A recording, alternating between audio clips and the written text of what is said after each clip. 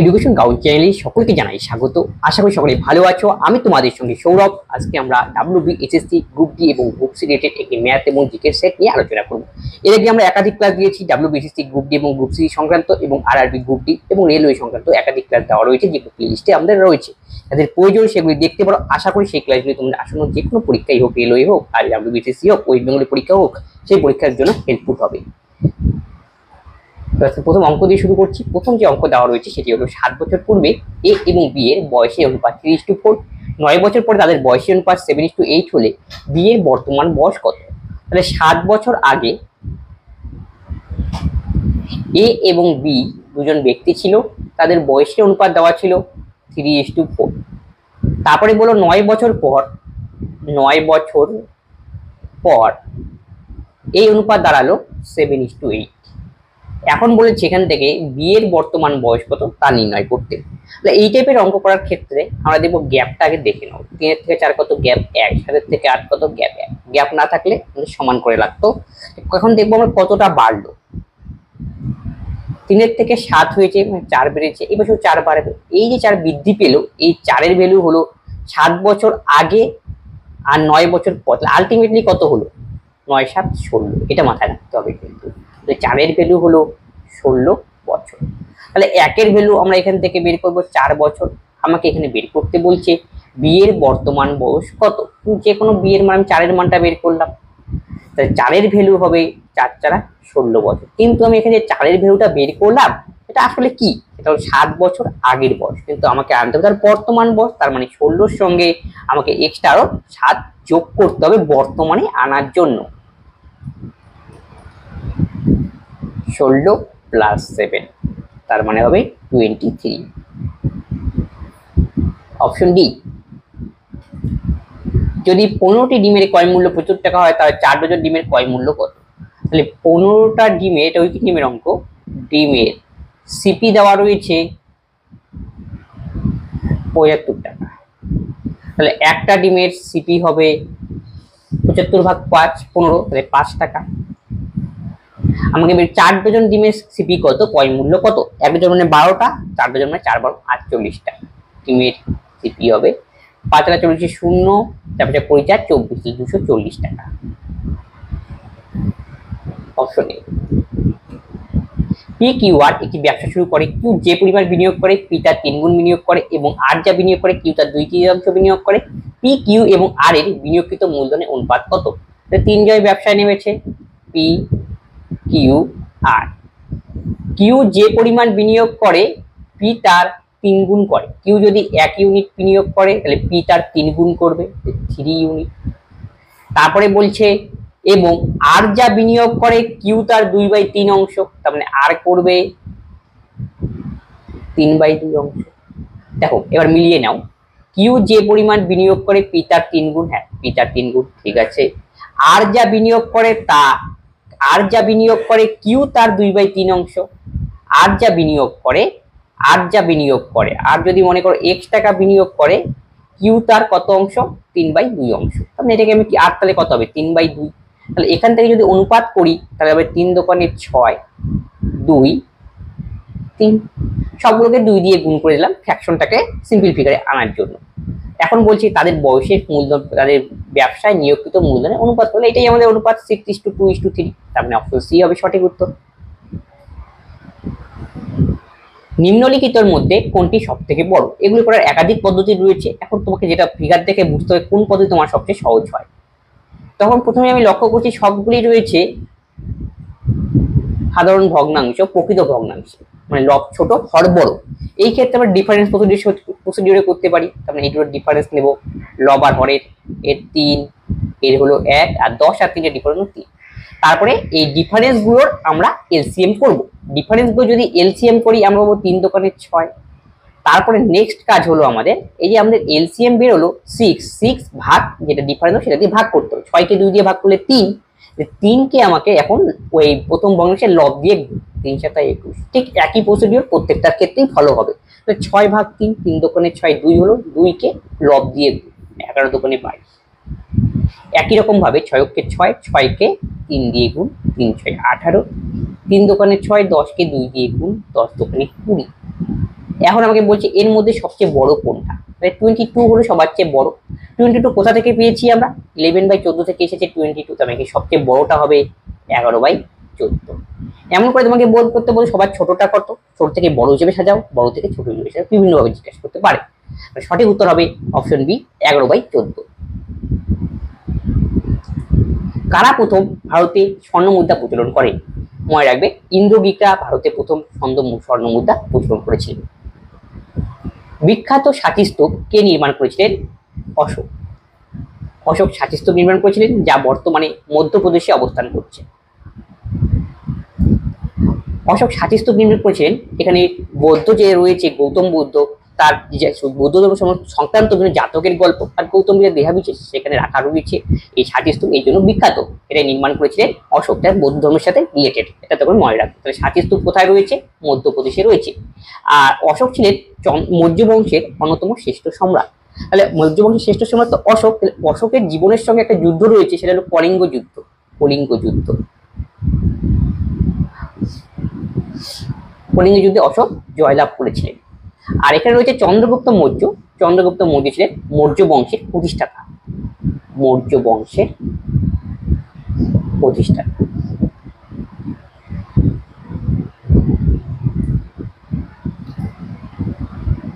সুরেশ 800 টাকা 6% সুদে নরেশ 600 টাকা 10% সুদে ধার করে, কত সময় পর উভয় ঋণের পরিমাণ, সুদের পরিমাণ সমান?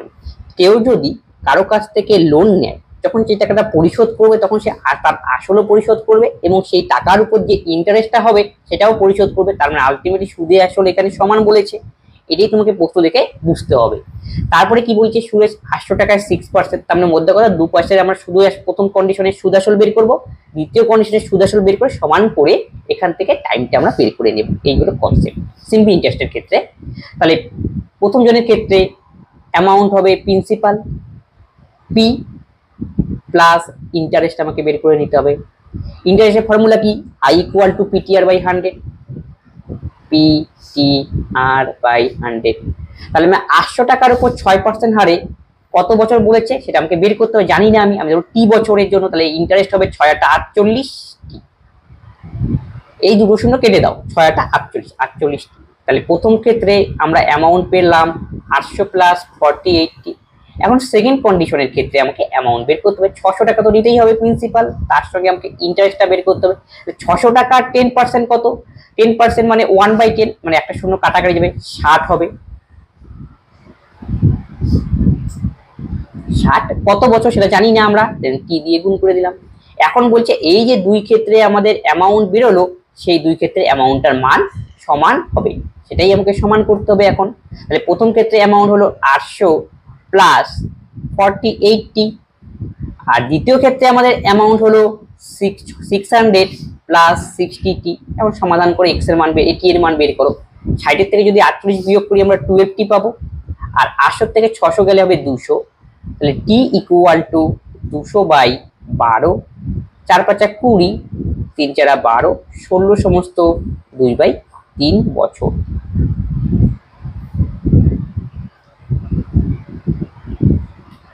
এ কোনো একটি কাজ 4 দিনে শেষ করে, বি সেই কাজটি 12 দিনে শেষ করতে পারে, দুজনে মিলে করতে কাজটি কত দিনে শেষ করবে? টাইম এন্ড ওয়ার্ক রিলেটেড অঙ্ক।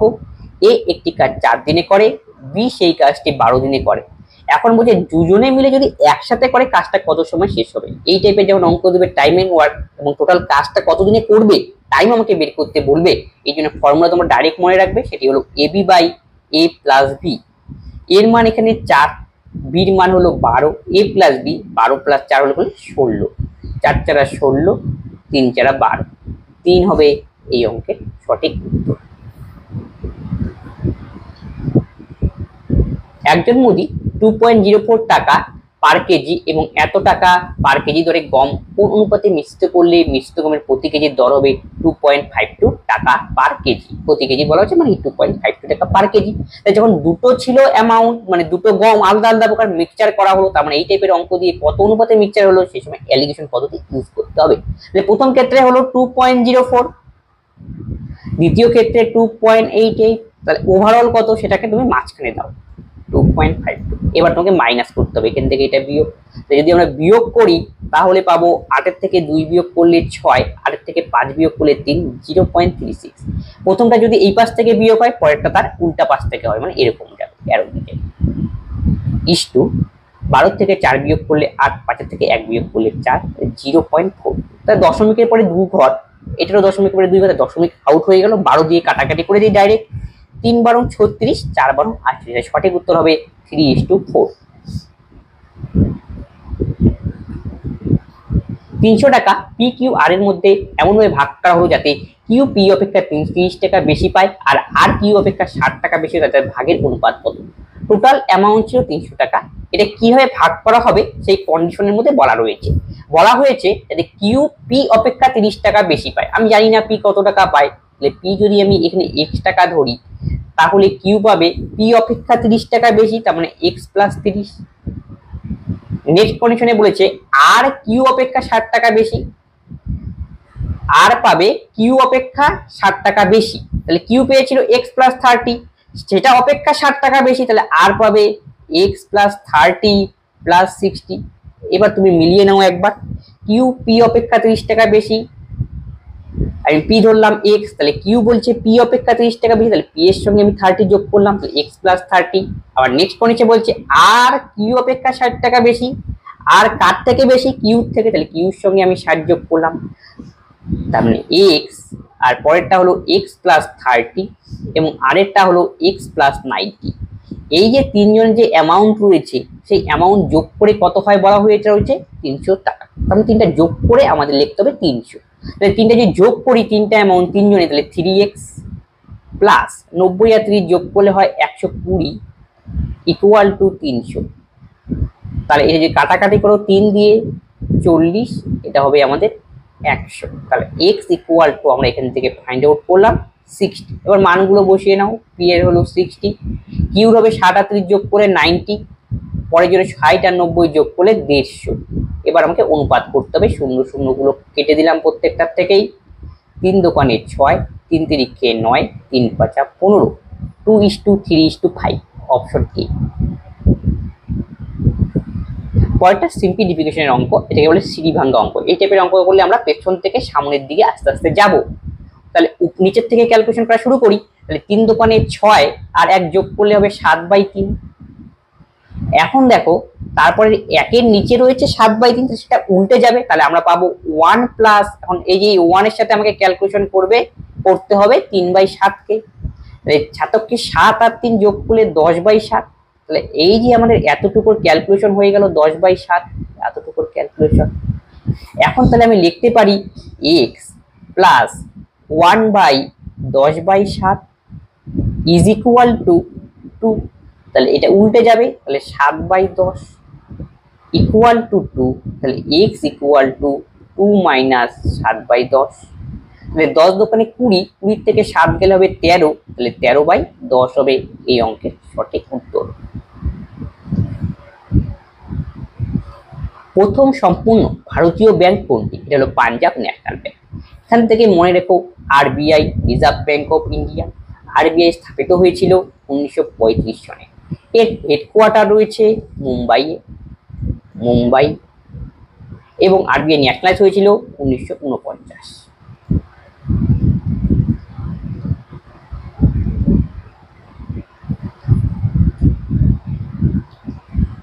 ভারতের নাগরিক নন এমন কে প্রথম ভারতরত্ন পেয়েছিলেন? এর সঠিক উত্তর হবে খান আব্দুল গফুর খান, যাকে আমরা সীমান্ত গান্ধী নামে পরিচিত। তিনি লাল কুর্তা যে বাহিনী ছিলেন তার হেড ছিলেন। তিনি এই প্রাইজে ভূষিত হন 1987 সনে। প্রথম ভারতরত্ন হলো ভারতের হাইয়েস্ট সিভিলিয়ান অ্যাওয়ার্ড। প্রথম এই পুরস্কার দেওয়া শুরু হয় 1954 সনে। 1954 তিনজন পেয়েছিলেন। সর্বপল্লী রাধাকৃষ্ণ পেয়েছিলেন, পল্লী রাধাকৃষ্ণন, ভেঙ্কটরমন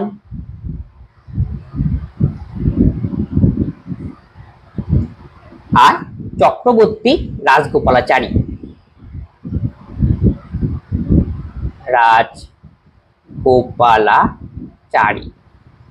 এই তিনজন প্রথম 1954 সনে ভারতরত্ন পান। সর্বপল্লী রাধাকৃষ্ণন ছিলেন ভারতের প্রথম উপরাষ্ট্রপতি।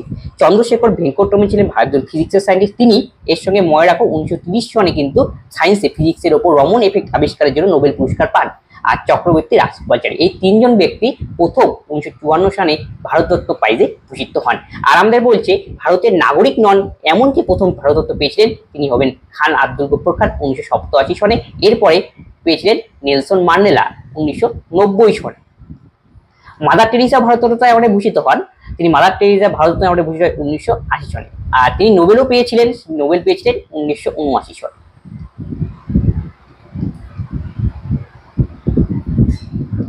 প্রথম লোকপাল বিল সংসদে উপস্থাপন করা হয়েছিল কবে? অপশনেতে রয়েছে মে 1968, মে 1980, জুলাই 1982, জুন 1985। এর সঠিক উত্তর হবে মে 1980। লোকপাল বিল একাধিকবার পার্লামেন্টে নিয়ে এসেছিল এবং এটা ফাইনালি পাস হয়েছিল 2014 সালে। প্রথম যে ভারতের লোকপাল ছিলেন তিনি ছিলেন পিনাকি চন্দ্র ঘোষ। পিনাকি চন্দ্র ঘোষ প্রথম লোকপাল। এই লোকপালের কনসেপ্ট এসেছে সুইডেন থেকে।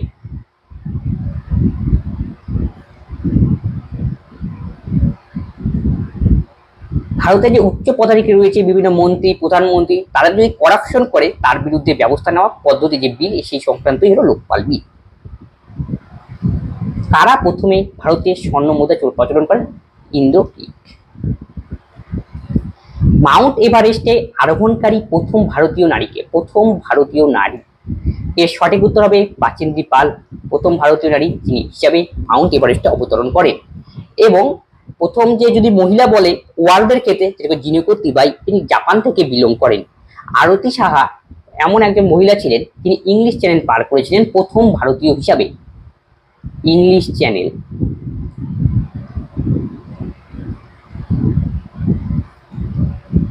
ফার্স্ট ভারতীয় হিসাবে ওমেন, ভারতীয় তথা তিনি এশিয়ারও।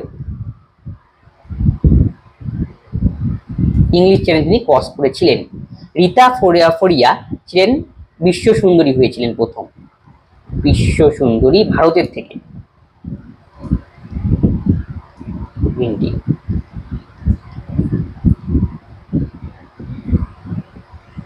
তিনজন লোক কোনো একটি কাজ 18 দিনে শেষ করে, 6 জন বালক ওই একই কাজ 18 দিনে শেষ করে, তবে 4 জন লোক 4 জন বালক একই কাজ কতদিনে কাজটি শেষ করবে। এই টাইপের অঙ্ক দিয়ে তোমাকে আমাকে বুঝতে হবে কতজন লোক কতজন বালকের সমান কাজ করে সেটা আগে বের করে নিতে হবে।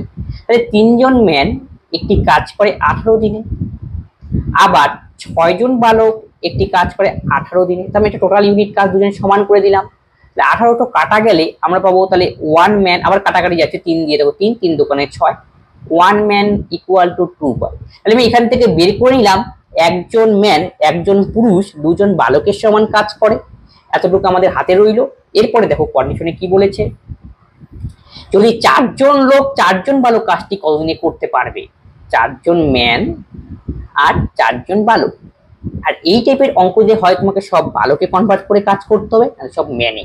আমার জানা রয়েছে 1 ম্যান কাজ করে 2 জন বালকের সমান, তাহলে ম্যানটাকে আমি বয়ে কনভার্ট করে কাজ করি। তাহলে একজন ম্যান যদি 2 জন বালক হয় তাহলে 4 জন ম্যান কাজ করবে 8 জন বালকের সমান, 4 দিয়ে গুণ করে দিলাম। কেন? এই যে 4 জন ম্যান রয়েছে আমি বয়ে কনভার্ট করবো তাই। তাহলে 8 বয় প্লাস 4 বয় যদি আমরা যোগ করি তাহলে 12 বয় হবে। তাহলে 12 বয় কতদিনে কাজটা করবে সেটাই আমাকে ফাইন্ড আউট করতে হবে। কিন্তু আমি রিলেশন কি দিয়ে নিয়ে আসলাম? বয় দিয়ে। বয়ের কন্ডিশনটা নিয়ে কাজ করতে হবে। তাহলে 6 জন বালক কাজটি করে 18 দিনে। তাহলে 6 জন বালক কাজ করে 18 দিনে। তাহলে একজন বালকের নিশ্চয়ই বেশি সময় লাগবে, 6 গুণ 18, এই 12 জন বালক কতদিনে করবে? 6 দোকানে 12, 9, তাহলে 9 ডে হবে এই অঙ্কের সঠিক উত্তর, অপশন ডি। এ বি এর তুলনায় 20% কম কাজ করে, এ কোনো কাজ 7 সমস্ত 1/2 দিনে অনায়াসে করতে পারে, তাহলে বি ওই কাজটি কত সময়ে শেষ করবে? তাহলে এ এবং বি নামে দুজন ব্যক্তি ছিল, তাদের এফিসিয়েন্সি রিলেশন দেওয়া রয়েছে। এ বি এর তুলনায় 20% কম কাজ করে, তাহলে এ কম কাজ করবে বি এর তুলনায়। বি যদি 100 কাজ করে ইউনিট, তাহলে এ তাহলে কত করবে? 20% কম, 80। এটাই তাদের এফিসিয়েন্সি রিলেশন। 0 0 কেটে দাও, 2 দিয়ে যদি কাটি 4:5, তার মানে এ এবং বি এর এফিসিয়েন্সি রিলেশন পেলাম, কর্মক্ষমতা রিলেশন পেলাম আমরা 4:5। এখন বলছে এ একটি কাজ 7 সমস্ত 1/2 দিনে করে, কতদিন? 7 দোকানে 14 কে 15/2 দিনে একটি কাজ করতে পারে। আমাদের দেখো এখানে এর এফিসিয়েন্সি আমরা জানি 4, তার মানে এখান থেকে আমি টোটাল ইউনিট কতটা কাজ ছিল সেটা বের করে নিতে পারবো। তাহলে এ 15/2 দিনে কাজটা করবে আর এর এফিসিয়েন্সি হলো 4, গুণ করলেই টোটাল ইউনিট কাজ। 2 দোকানে 4, 15 দোকানে 30। টাইমকে যদি এফিসিয়েন্সি দিয়ে গুণ করি টোটাল ইউনিট কাজ বেরা। এখন বলছে বি ওই কাজটি কত সময় শেষ করবে। টোটাল ইউনিট কাজ আমাদের জানা 30, কিন্তু কাজ করবে কে? বি। তাহলে বির এফিসিয়েন্সি দিয়ে যদি ভাগ করি আমরা এখানে বি টাইম পাবো। তাহলে বির এফিসিয়েন্সি আমাদের জানা 5, তাকে ভাগ করে দাও 6, তাহলে বি 6 দিনে কাজটি করতে পারবে। জগৎরাম নামে একজন দুধ বিক্রেতার কাছে বিক্রয়ের জন্য কিছু পরিমাণ দুধ আছে। কোন অনুপাতে জল মিশিয়ে মিশ্রণটি বিক্রয় করে তার ক্রয় মূল্যের উপর 5% লাভ হবে। লাভ হবে কিসে? এই জল মেশানোর জন্যই। তাহলে জলটা আমাদের কত? 5, আর ইনিশিয়াল মিক্স ছিল 100, কাটাকাটি করে দাও, 5 কে 5, 5 এটাই হবে আমাদের রেশিও। Option C. সবচেয়ে নমনীয় ধাতু কোনটি? সবচেয়ে নমনীয় ধাতু হলো সোনা। কারণ কি সোনাকে গলিয়ে আমরা বিভিন্ন আকার দিতে পারি সহজে, এই জন্য তো সোনাকে গয়না হিসেবে ব্যবহার করা হয়। রূপো হলো সবচেয়ে ভালো তড়িতের সুপরিবাহী। সবচেয়ে ভালো তড়িতের সুপরিবাহী। তড়িতের সুপরিবাহী রূপা। সোডিয়াম একটা ধাতু। সোডিয়াম ধাতুকে সাধারণত মনে রাখবে পরীক্ষায় জিজ্ঞেস করে কেরোসিন তেলের মধ্যে ডুবানো হয়। এর কারণ হলো কেরোসিন। এর কারণ হলো সোডিয়াম যদি বাতাস পায়, বাতাসের মধ্যে জলীয় বাষ্প থাকে বা জল পায়, এর সঙ্গে বিক্রিয়া করে বিস্ফোরণ ঘটাতে পারে, এই জন্য সোডিয়ামকে কেরোসিনের মধ্যে ডুবিয়ে রাখা হয়। সোডিয়ামও কিন্তু একটা ধাতু। নিচের কোনটি হিমাচল প্রদেশের লোকনৃত্য নয়? সঠিক উত্তর হবে অপশন ডি, ঢাকা। ভারতের জাতীয় কংগ্রেসের অধিবেশনে প্রথমবার বন্দে মাতরম গাওয়া হয়েছিল কত সালে? 1896 সালে। সেইবার অধিবেশন হয়েছিল কলকাতাতে। কলকাতা। আর এখান থেকে মনে রাখবে কংগ্রেসের প্রথম যে অধিবেশনটা 1885 সনে হয়েছিল সেটা সংগঠিত হয়েছিল বোম্বে।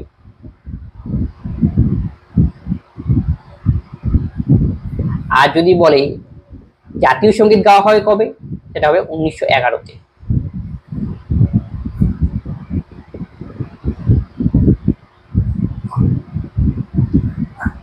গ্রামীণ শহরে এলাকার জন্য পরিকল্পনা কমিশনের দ্বারা নির্ধারিত সর্বনিম্ন প্রয়োজনীয় ক্যালোরি যথাক্রমে কত? মানে গ্রামীণ বা শহরে, মানে গ্রামের মানুষের জন্য কাজ করার জন্য নিম্নত কত ক্যালোরির প্রয়োজন আর শহরের জন্য কত ক্যালোরির প্রয়োজন। তাহলে গ্রামের মানুষের নিশ্চয়ই বেশি লাগবে, তাই সঠিক উত্তর হবে অপশনে 2400, আর শহরের ক্ষেত্রে সেটা 2100। মানুষের তৈরি বিশ্বের বৃহত্তম খাল কোনটি? সুয়েজ খাল, যা উদ্বোধন করা হয়েছে, ওপেন হয়েছিল 1869 সালে, ওপেনিং হয়েছিল। সুয়েজ খাল ভূমধ্য সাগর এবং লোহিত সাগরের মধ্যে অবস্থান করেছে। লোহিত সাগর। পানামা খাল রয়েছে আটলান্টিক মহাসাগর এবং প্যাসিফিক সাগর।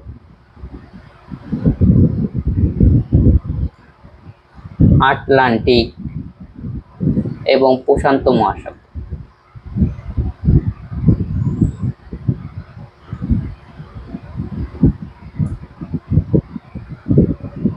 কিছু পরিমাণ টাকা একটি নির্দিষ্ট হারে সরল বিনিয়োগ করা হলে 3 বছরের জন্য যদি 1% বেশি সুদে রাখা হয় তাহলে 5100 টাকা অতিরিক্ত পায়। সেই অর্থের পরিমাণ কত? অর্থের পরিমাণ আমি পি ধরলাম, কারণ কত বছর জন্য রাখা হয়েছে? 3%। এই যে এসে অতিরিক্ত সুদ পেলো, সেটা কেন পেলো? পাওয়ার কারণ হলো একটাই, যে 1% বেশি ইন্টারেস্ট রেখেছিল, তার মানে 1%-এর বেশির জন্যই তার সুদ 5100। তাই এই 1% দিয়ে হিসাব করলেই আমাদের এখান থেকে প্রিন্সিপালের মান বের করতে পাবো। প্রিন্সিপাল বের করবো, প্রিন্সিপালকে পি ধরেছি, দেওয়া নেই, আমাকে বের করতে হবে। আর এই যে 1% বাড়লো, সেই বাড়ার জন্য ইন্টারেস্টটাও বাড়লো কত? 5100। আমি এখানে যতটা বাড়লো রেট অফ ইন্টারেস্ট, ততটাই ইন্টারেস্ট বাড়লো, তাই জন্য সমান করে দিলাম এখানে। তাহলে পি ইকুয়াল টু 351। তাহলে পি এর মান হবে 1740। এটাই হলো আসল। দুটি সংখ্যার লসাগু এবং গসাগু যথাক্রমে এত এবং একটি সংখ্যা 297 হলে অপর সংখ্যা কত? তাহলে অপর সংখ্যা ইজ ইকুয়াল টু লসাগু গুণন গসাগু বাই একটি সংখ্যা, এটা ফর্মুলা।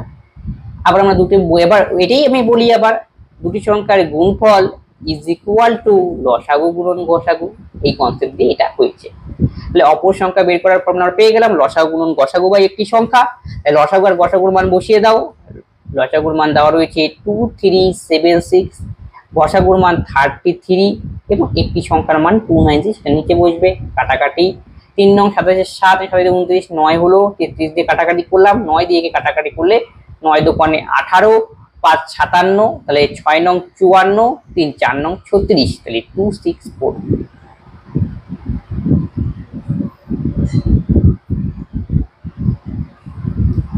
মন্ত্রীদের নির্বাচন করা যেতে পারে কোন? তার মানে লোকসভার মাধ্যম থেকে মন্ত্রী নির্বাচন হতে পারেন, রাজ্যসভার মাধ্যমে এবং রাজ্যসভার বাইরে, আইনসভার বাইরে। তার মানে সঠিক উত্তর হবে অপশন ডি 1 2 এবং 3। সম্মিলিত জাতিপুঞ্জের কোন অঙ্গটি বিশ্ব সংসদ হিসেবে বিবেচিত হয়েছে? অপশনতে রয়েছে সাধারণ পরিষদ, যেটাকে আমরা বলি জেনারেল অ্যাসেম্বলি, আর নিরাপত্তা পরিষদকে আমরা বলি security council. Security council, council, আন্তর্জাতিক আদালত এবং অতি পরিষদ। তাহলে সম্মিলিত জাতিপুঞ্জের কোন অঙ্গটি বিশ্ব সংসদ হিসেবে কাজ করে? এর সঠিক উত্তর হবে অপশনে সাধারণ পরিষদ, যাকে আমরা বলি জেনারেল অ্যাসেম্বলি। জেনারেল অ্যাসেম্বলি, নিরাপত্তা পরিষদ, তারপরে ইন্টারন্যাশনাল কোর্ট অফ জাস্টিস, এগুলো আসলে কি? এগুলি হলো ইউনাইটেড যে নেশন রয়েছে তার বিভিন্ন ভাগ, উইংস আমরা বলতে পারি। এই ইউনাইটেড নেশন স্থাপিত হয়েছে 1945 সালে 24শে অক্টোবর। এর হেডকোয়ার্টার রয়েছে নিউ ইয়র্ক, এটা মনে রাখো। বর্তমানে এর সেক্রেটারি জেনারেল হলো অ্যান্টোনিও গুতেরাস। তাহলে ইউনাইটেড নেশন, আর ইউনাইটেড বিভিন্ন বিভাগ রয়েছে, তার মধ্যে একটা হলো সাধারণ অ্যাসেম্বলি, জেনারেল অ্যাসেম্বলি, যাকে সাধারণ পরিষদ। এই সাধারণ পরিষদের টোটাল মেম্বার হলো 193 জন। আর সিকিউরিটি যে কাউন্সিল রয়েছে এর টোটাল মেম্বার, সিকিউরিটি কাউন্সিল,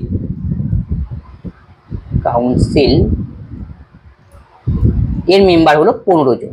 তার মধ্যে 5 জন রয়েছে পার্মানেন্ট মেম্বার আর 10 জন রয়েছে নন পার্মানেন্ট। ভারত কিন্তু নন পার্মানেন্ট মেম্বারের অন্তর্গত। এই যে পরীক্ষায় জিজ্ঞেস করে ইন্টারন্যাশনাল কোর্ট অফ জাস্টিস বা আন্তর্জাতিক আদালত, এটা কোথায় রয়েছে? নেদারল্যান্ডের হেগে অবস্থান করেছে, নেদারল্যান্ডের হেগে।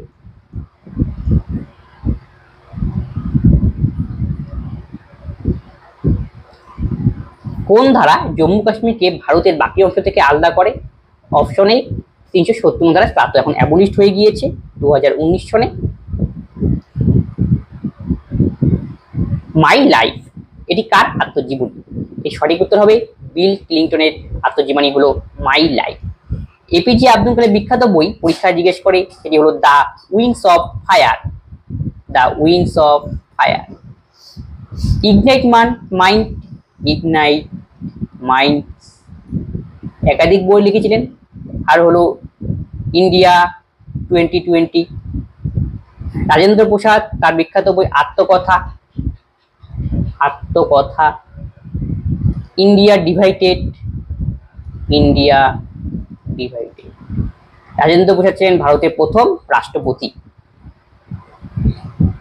একটি পালক এবং একটি কাঠের বল বা একটি ইস্পাত বলের মধ্যে শূন্যে কোনটিতে সবচেয়ে দ্রুত পাতিত হয়? যদি কোনো বাধা না থাকে তাহলে সবগুলোই একই সাথে পড়বে। কারণ কি? পৃথিবীর সমস্ত বস্তুকে নিজের কেন্দ্রের দিকে সমান বলে আকর্ষণ করে। কোথায় অলিম্পিক 2020 অনুষ্ঠিত হয়েছে, মানে হয়ে গিয়েছে এটা? এই সঠিক উত্তর হবে অপশনে জাপানে সেটা অনুষ্ঠিত হয়েছিল 2020 সনে। 2024 সনে হয়েছিল ফ্রান্সে। 2028 সনে লস অ্যাঞ্জেলেসে অনুষ্ঠিত হবে, ইউএসএ তে। Angeles, USA. পরীক্ষা এটার জন্য ইম্পর্টেন্ট যে 2028 সনে কোথায় অনুষ্ঠিত হবে।